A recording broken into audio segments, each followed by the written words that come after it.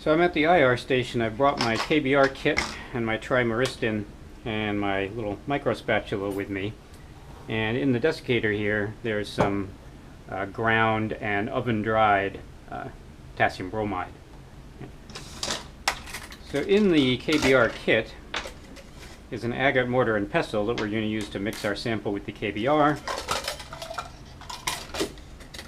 And there's a 3-part pellet die that consists of a collar. The KBr pellet will be made inside that collar, and then a long and a short knob.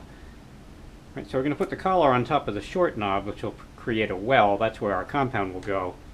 KBr has a nice feature that when you press on it under high pressure, it will fuse into a glass that's transparent to the infrared radiation.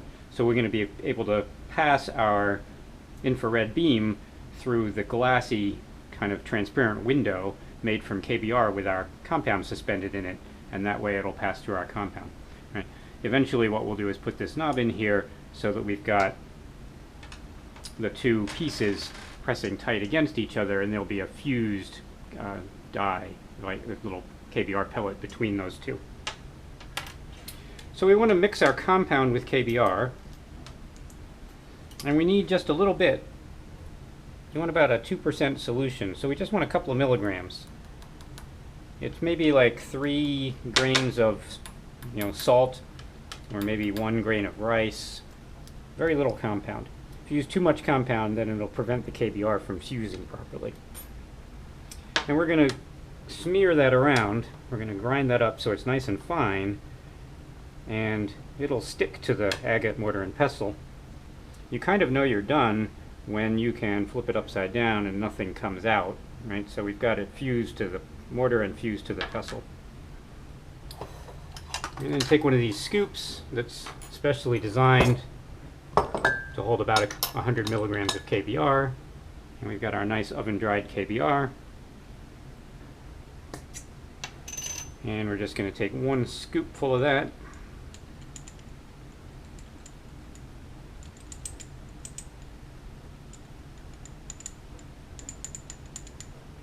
And drop it on top of our compound.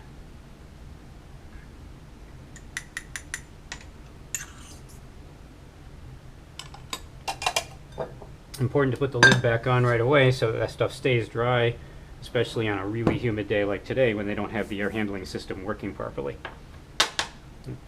So what we're doing now is more mixing than grinding. The KBr has already been ground, so we're going to use the KBr kind of like sandpaper to smear our compound in. And you'll see that after we've done that, it's no longer sticking to the mortar and pestle. We've got a relatively freely flowing mixture. I'm not sure when this KBr was last dried, but it seemed fairly free flowing, so I think it'll be okay. Right, so now we got a freely flowing mixture. You can shake that back and forth. It's no longer stuck. Right, our compound's no longer stuck to the mortar and pestle.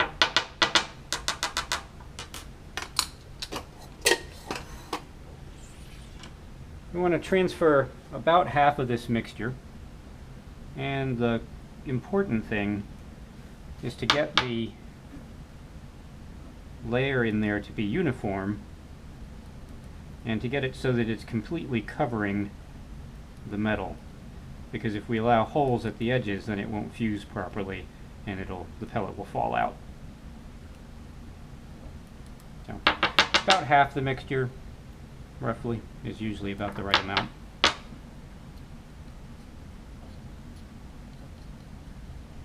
You may kind of want to tap that down to get it uniform, and then we're going to put this piece in. And now we've got a wrench here.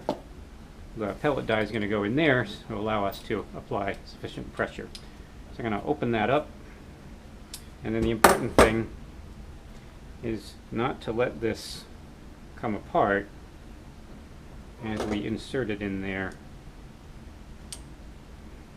and then clamp it down tight. Right? And we may need to adjust the pressure a little bit. There should be a fair bit of resistance. I mean, it should take some oomph, but not too much to get that to fuse. So now hopefully, if the KBr was dry and we've got the right amount of compound, it's about a 2% solution, so about 5 milligrams in our 100 milligram of KBr. And hopefully that fuses. Sometimes it's very difficult to get this apart, so usually you can get it apart by just kind of banging that on the counter, and that will allow me to remove that pellet die.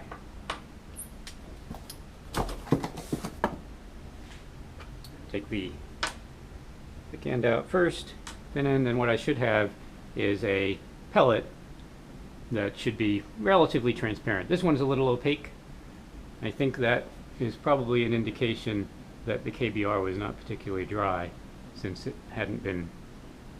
probably hasn't been dried since spring semester. It'll probably still be adequate for a spectrum. So we want to take this pellet, that's the only thing we need, with us to the infrared spectrometer.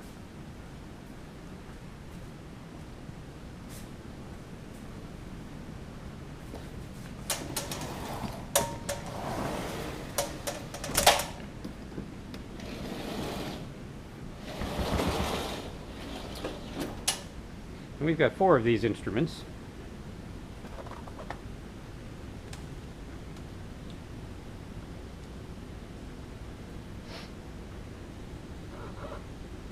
So one of the first things I want to check is I want to make sure that the little V in there doesn't have anything in it already. Right? That sits inside the little sample chamber, and then our pellet will actually sit into that chamber. But I want to make sure I don't put the pellet in there now. I want to wait until after I've got my background. So I'm going to put the pellet down for now and close this chamber. Oops. Looks like one of the magnets is no longer attached. Alright, so I need to log into our computer here. The password is chemistry 1114. And the software is called Omnic. So we're going to open up the Omnic software. Omnic version 9. It's a thermoscientific product. The instrument here is a thermoscientific Nicolay IS5 instrument, and it has this ID1 transmission attachment.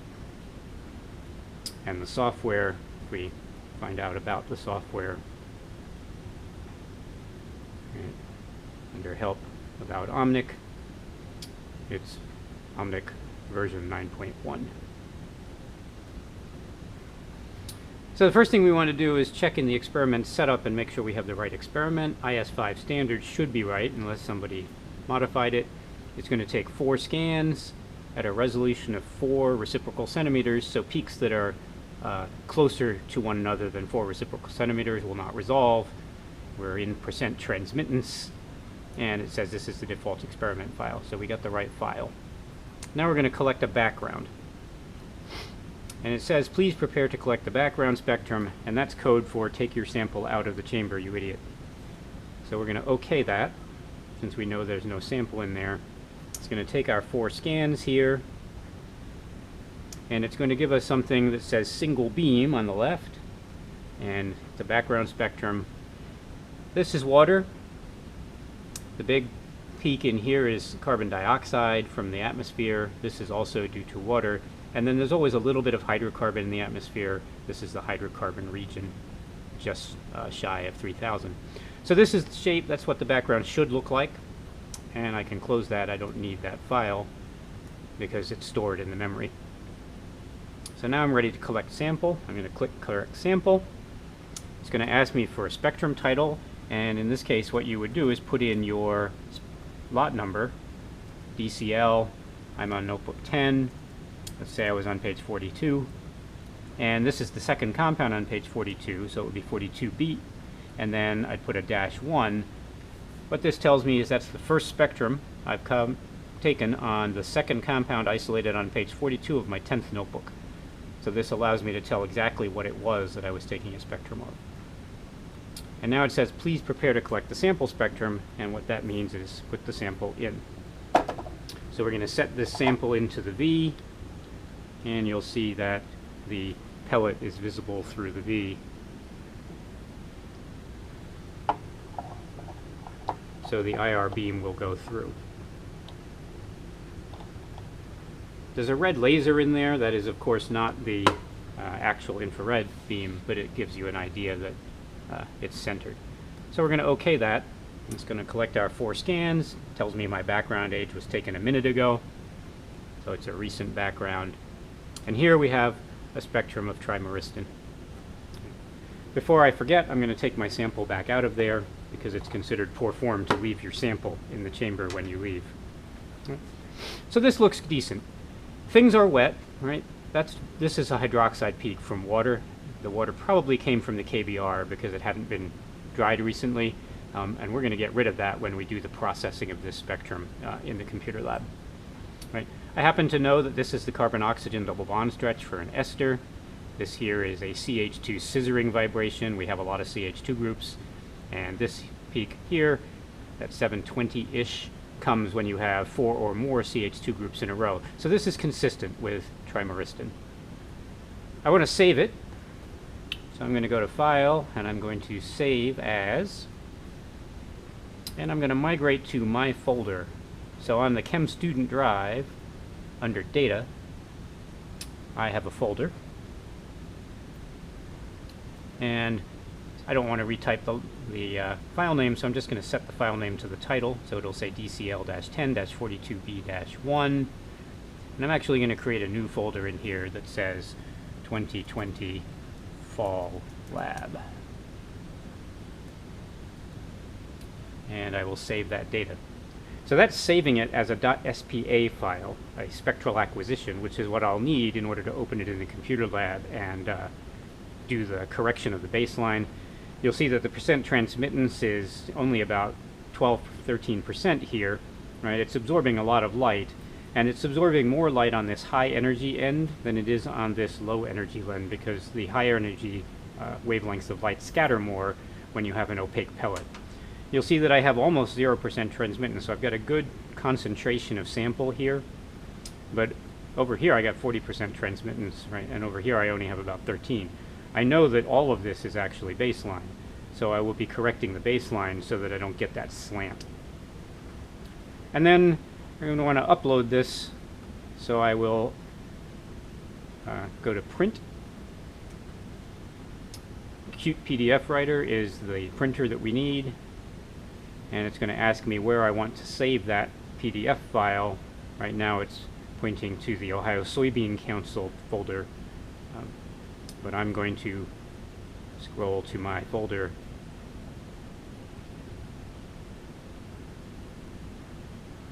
and stick it in the 2020 Fall Lab, and I will name it Trimyristin, uncorrected. So this is the raw data that we'll be uploading to Blackboard. You would normally be uploading this to Blackboard for a grade. I will be putting it on Blackboard for you to access. And then before I leave, going to close that, and since no one else is going to be using this today, I'm going to close Omnic and log out of the computer as well.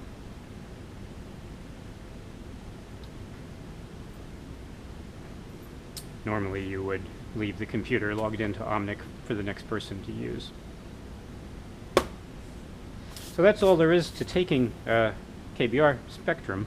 The hard part is making the pellet and getting a good quality pellet.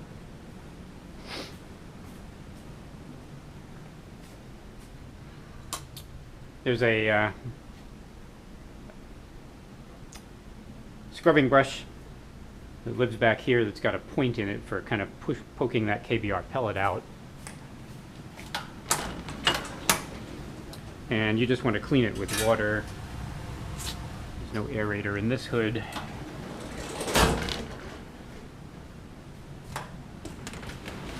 This hood actually has an aerator on it. So we're just going to poke that pellet out of there, right? And give it a good scrub to get the KBr off of there.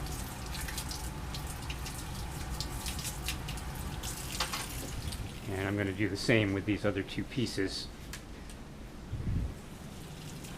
Scrub them up. to make sure there's no residual KBr or samples sticking to my dye. And then I will also rinse the remaining KBr down the sink.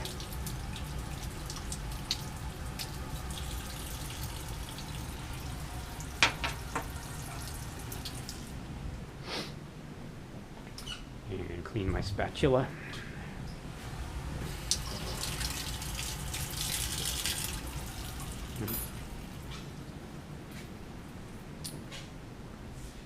And there are no paper towels in the lab. Yep, there are some paper towels.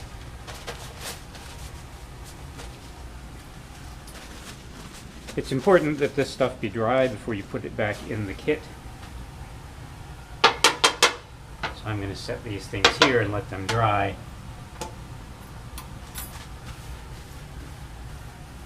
And I'll put those away a little bit later on. And it's considered kind of good form to wipe down the bench. If things get really dirty, there are some disinfectant wipes. We'll be using those a lot this semester. And just make sure that it's all wiped down nicely. So we have a KBr spectrum of our of our purified trimyristin, which we will work with normally in the second week of the lab.